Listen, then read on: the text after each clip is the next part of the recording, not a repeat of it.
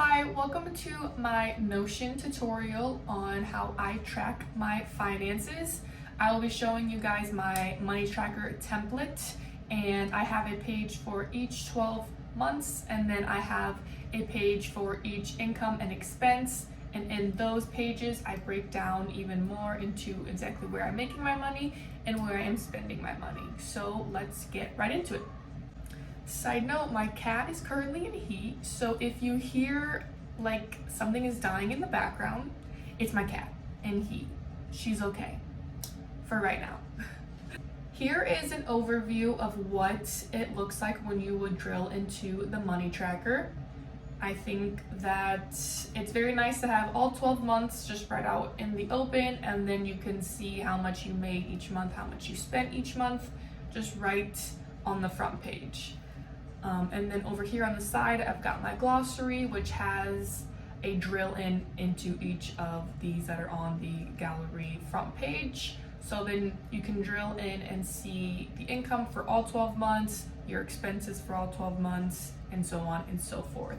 So you've got your transactions, which is a page where you can see all the transactions for all of the months, or you can just drill into each specific month and enter your transactions in there, which is typically what I do. And then after I drill into the month, enter in all the transactions, I'll come back to this homepage and I will go into the income, expenses, fixed, and I'll break it down inside those pages. So I will show you how I do those. And then down here, I've just got these extras, subscriptions, and wish list. There's so many subscriptions these days, and I hate being charged for something that I just didn't know that I was going to be charged for. I didn't want it anymore, or I skipped a month but then didn't realize that month came up so fast. So in here I've got the username, the password, the date it comes out, how much it is, all that type of information. And then a wish list is just what you want to buy, and I have a link to the website. I've got how much it is, what it's for, and all that type of stuff. Then if you scroll down, I've just got a picture. I am a money magnet, just a nice little affirmation. And then down here is a gallery view of what is attached to the savings page, and just kind of gives you a gallery view of what you might be saving up for, so that you can remember what you want to save up for. So for me, at some point in my life, I want to get married, I want to buy more rental properties, and I want to go on more vacations. So this is just a quick look at what you may be saving for. So this is February. I already filled in all the information, but I just wanted to give you guys an overlook at what I do when I fill it in. So as you fill in each type of transaction, you can either come down here and hit new, and then you can open it up, and then I already have pre-made all the different types of transactions that you can make.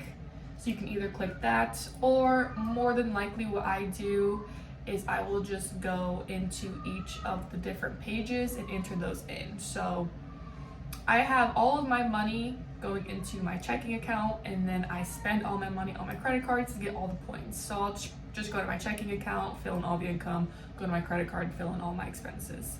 So typically I'll just come here, and then when you add new, it automatically brings up the income, and then you already have these columns, because as you can see on this first page, it's got a column for income, expense, fixed, investments, savings. So instead of having to fill out your transactions on this first page that has all and having all these extra columns, if you just go into income, you can just fill in the information you need for your income.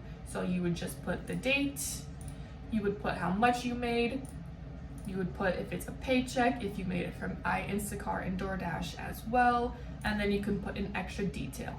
And then this last column, I have all 12 months, because when we go to categorize the income even more, this is how it categorizes by month with this tag, because you will filter it by each month with the tags. You'll see when we get there. So then for expenses, you would come over here, same thing, you would just add a new expense. It's already got these columns set up for you. You would put the date, the amount. So these are my typical expenses. If you need to add more, you can add them like this travel, and then I can show you over in the expense page how you can add it there as well. But I pretty much just stick to these, and then if there's anything that's just super random, I just put it in this random tab because I don't want to have a bunch of different categories. But if you need more, you can always add more. And then I just put the detail of where I bought it from, and then again, the last column is so that it is attached to the month of February. Then I've got my fix. This is my mortgage, my Ameren, so things that come out every month without question. Then I've got investments, which didn't invest anything. I have a 401k with my work, but I'm focusing on paying off my student loans. So I have been putting all of my extra money towards that. And then I've got a savings tab as well. So once you've got all of your income, expenses, fixed, investment, savings, loans all filled out, down here I've got the sum for all of them already calculating the sum of everything. And then you will just come up here and it shows right down here at the bottom, which is nice. So I just enter it in for each section.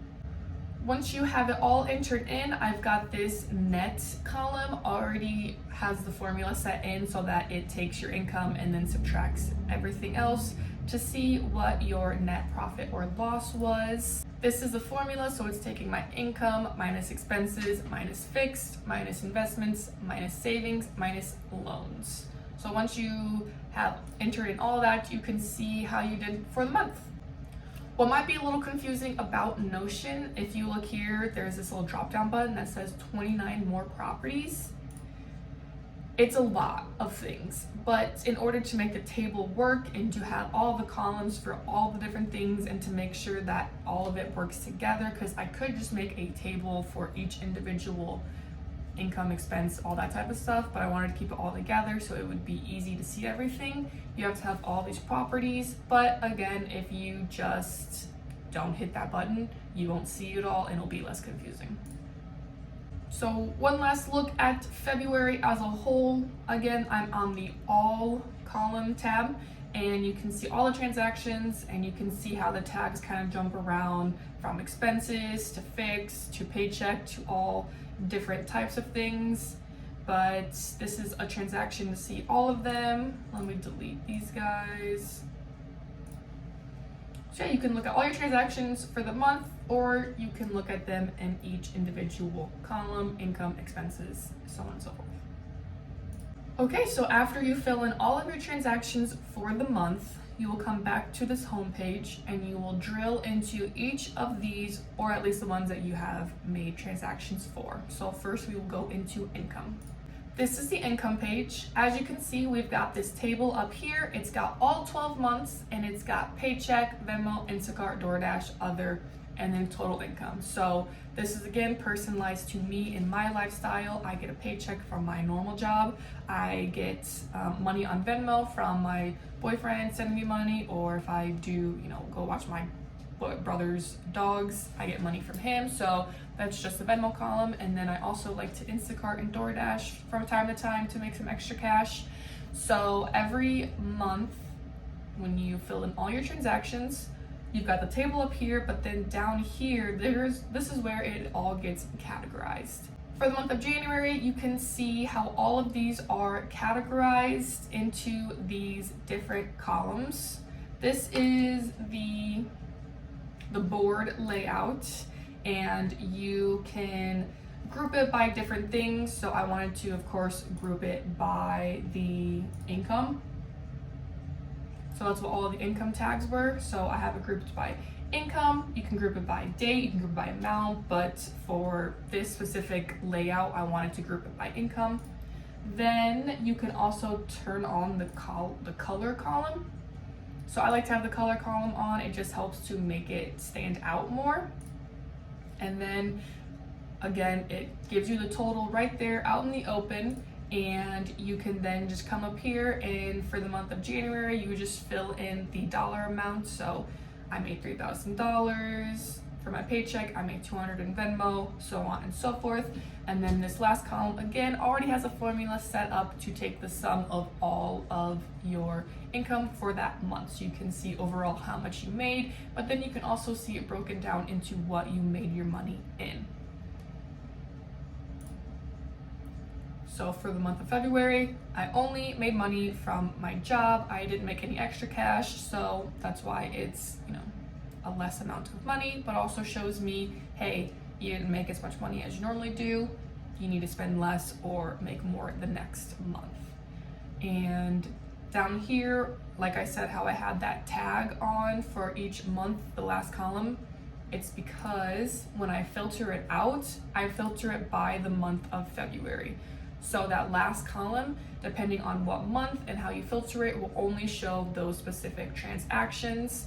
So each column is filtered by the month that is related to it. Here is the expenses page. So again, there's a table at the top broken down by all of the months and then broken down by each of the categories that I have chosen. And then down here, same thing, I've got it all in the board layout so I can see what I spent in each category, and then it gives me the total up here at the top. So I'll do the same thing and I will just put the dollar amount into each of the columns so that it gives me a total expense, but I could also see it broken down into what I spent. So for example, in January I spent $79 eating out, and in February I only spent $22 eating out. So it's nice to see that I ate out and spent less money. I spent less money in gas, about the same in groceries. It's just nice to have an overview from month to month in each category to see how much you are spending. So that's why I have it laid out like this. And then the last column again has the formula for the total dollar amount. So as I showed you guys in the February transactions page, if you guys needed to add different expenses, I've got this travel expense over here, but I didn't enter anything for it. It's showing up over here, but it's not gonna show up here. Okay, so we need to add it at the top so that way you can enter in what your travel expense would be. So you'll hit this plus button, and then the type of property you want it to be is number, because we're adding in a US dollar amount. And then you would just change the name to travel. You would add in a little emoji. You would resize it, move it over, and then you can add in your dollar amount. It's nice if you click in and then click out, you can drag down the zero all the way down. All you gotta do is hit this little calculate button and you can just do the sum. And then you would also, last and most important thing, you would need to adjust your formula on this total expense column. So you would just click into it, and it's got the sum and then all of these columns. So you would just come over inside the parentheses, you would have a comma, and then you would add in your new expense. So this case it's travel, and then hit done. And now it would include in whatever your expense would be for that month of travel. So say we wanted to add $100 for travel, it just changed it from $841 to $941. So that's how you would add your own personalized expenses if you didn't like the one that I had or wanted to add more or take away some. If you want to take away any, you would just need to delete them on this table, and then back in the transactions tab, you would just need to X out of the tag. So if you wanted to get rid of shopping, you would delete it here and then go back and make sure that you get rid of the shopping tag on the transaction table over there. Here is the fixed page. We've got the table with all 12 months and then each of them categorized. And then down at the bottom, same thing. We've got the board view with how much each of the different fixed expenses are. As you can see, these have them as just counting how many board transactions there are, but we want to have the dollar amount. So what we will do is we will just click the button, the one, and then we will turn it to sum and amount, and then that'll change all of them so that they are showing the dollar amount instead of how many transactions there are for each category.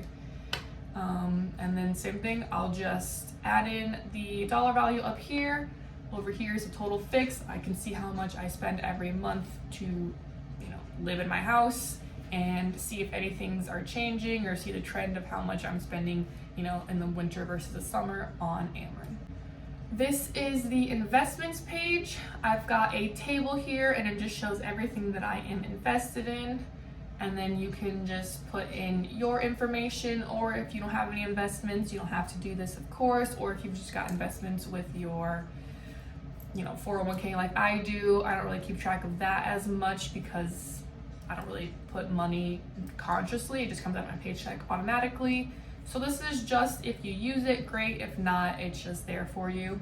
And then down here is just a total of how much I have spent on my investments, and a quick little table just so I can kind of get an overview of it.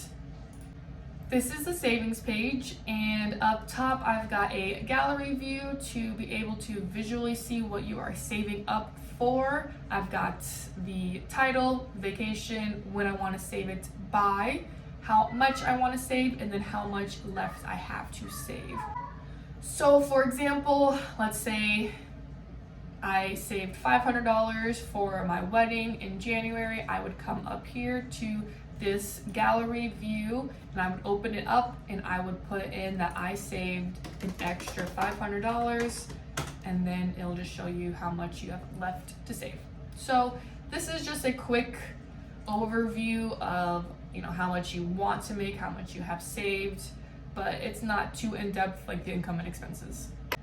Last but not least, loans, our favorite. The only loan I'm paying off right now are my student loans. So this is the loan amount that I started off with. This is how much I have paid so far, and this is how much I have left to pay. And then down here you can see all of my transactions. So every time I add a new transaction, I just take this sum, I click it into here, and then it will automatically tell me how much more I need to save. So again, a quick look, nothing too in-depth, but still I just wanted to have something to kind of keep track of how much I have put towards my student loans. Then away from transactions, I wanted something to keep track of how many subscriptions I had, and to make sure that I don't get charged for things that I don't need to be charged for. So I have this table, I've got the company name, how much money it is for the subscription, what bank account it comes out of, the date that it typically comes out, or how often, because I have like a water filter, so it comes out 3 times a year, any notes, and then once I hit the canceled box, it'll go to this archive table, and then I still have all the information, but if I don't use that subscription anymore, I don't see it, but if I need to re-add the subscription, it's always in there. And then down here I have a calendar view, so I can see how much is coming out each month for each different subscription, and see if I need to back off or if I need to change, or I'll make notes and say like check on Curology subscription, so I can check before I think it's gonna come out again to see, do I need more, do I not, do I need to change the subscription. So I like to have the calendar view to kind of, one, be able to see every month if I need to make notes, if I need to check on it or not, but two, also just see like when around the month the subscriptions will be coming out. So if you click these dots, you can see I have a property for password and username and email. I just have it blocked out for obvious reasons, but you can always uncheck the eyeballs, and then you can see them on your page all the time, but I just don't want it to be out on the internet for everyone to see all my usernames and emails. So I have those hidden for now, but you can also add those because there's so many things that you need a username and email for, and if I had to remember every single one of those, I would lose my mind.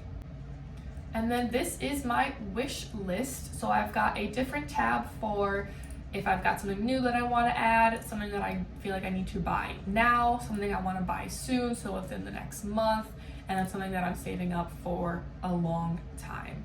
So I just have all of these different tabs, and then once I buy it, I will just click this little checkbox, and then it will automatically come into this bought table.